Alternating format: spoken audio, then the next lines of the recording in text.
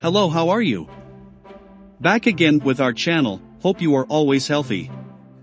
This story is fiction only. If there are simultaneous character names, events, or stories, that is a compatibility, except this video is an original video. We add the story with our own imagination with the purpose to provide information and education for us all. Let's get started.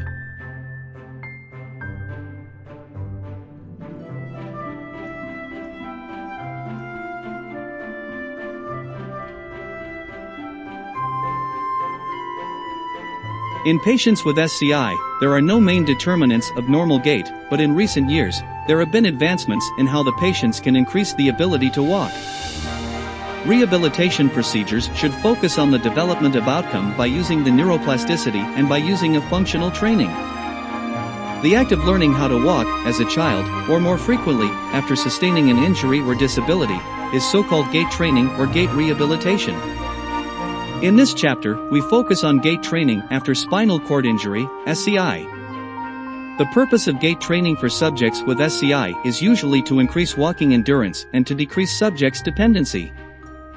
Standing and walking can help to prevent contractures of the lower limb joints, as well as osteoporosis, spasticity, bed sores and edema, complete discharge of bladder, and prevention of bladder infection in subjects with SCI 1, 2, 3, 4.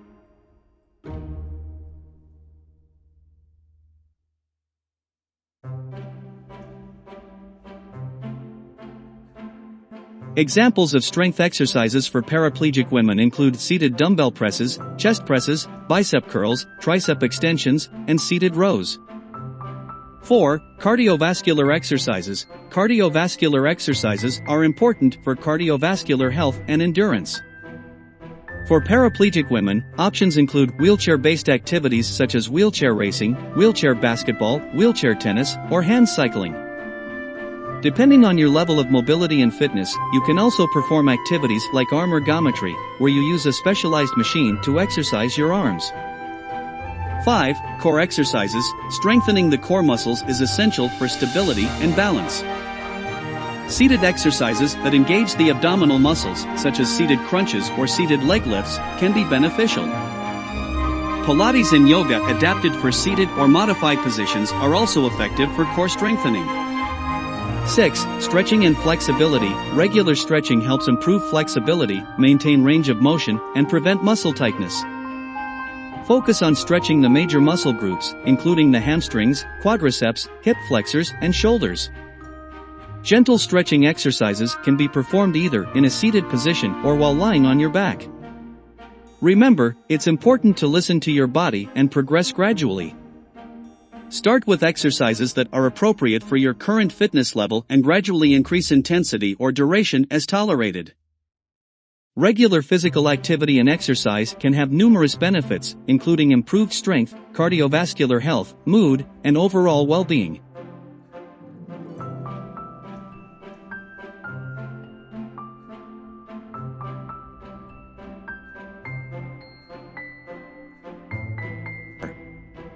Spinal cord injury is spinal cord damaging that causes changes in function, most frequently and importantly, disruption in lower limb motor and sensation. Inability to walk is the most important limitation for affected patients.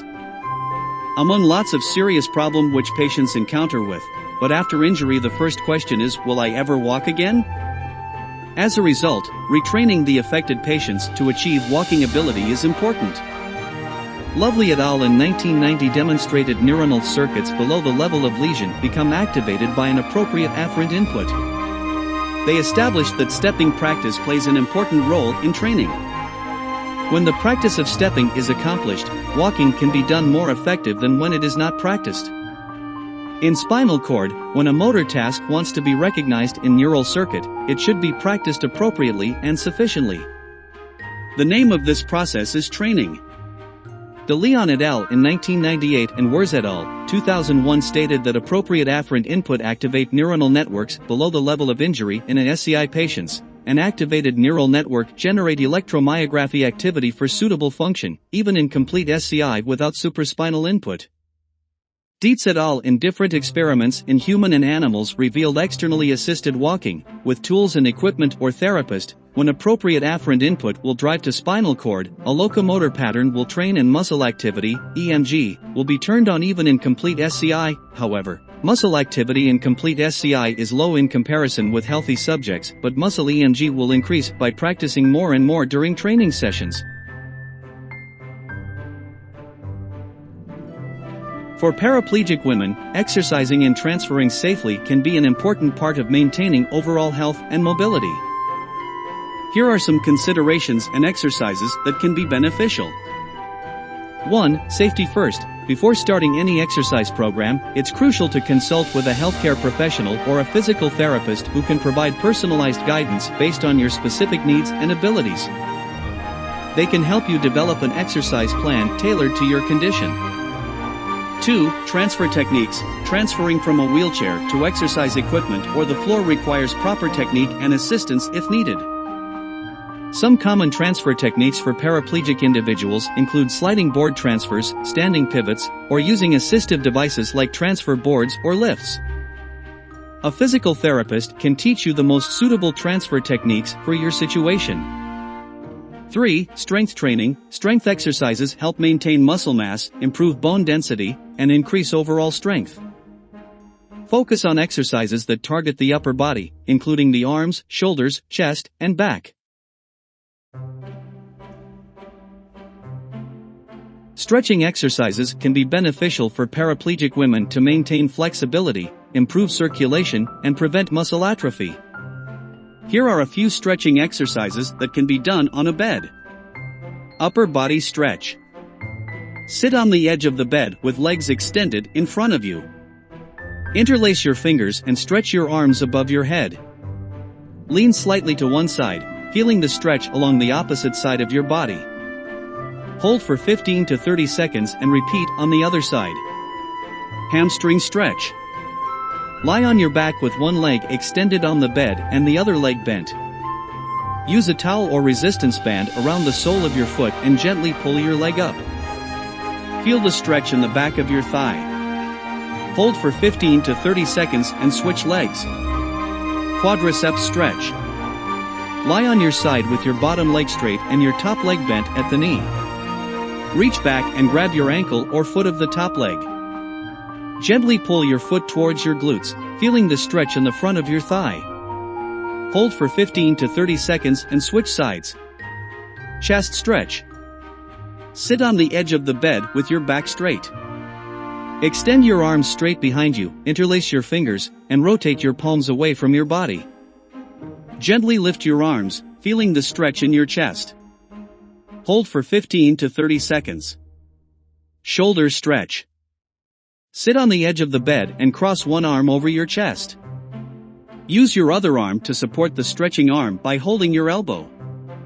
Gently pull your arm closer to your chest until you feel a stretch in your shoulder. Hold for 15 to 30 seconds and switch arms. Remember, it's important to consult with a healthcare professional or physical therapist to determine the most suitable stretching routine for your specific needs and abilities. They can provide personalized guidance and ensure your safety while performing these exercises.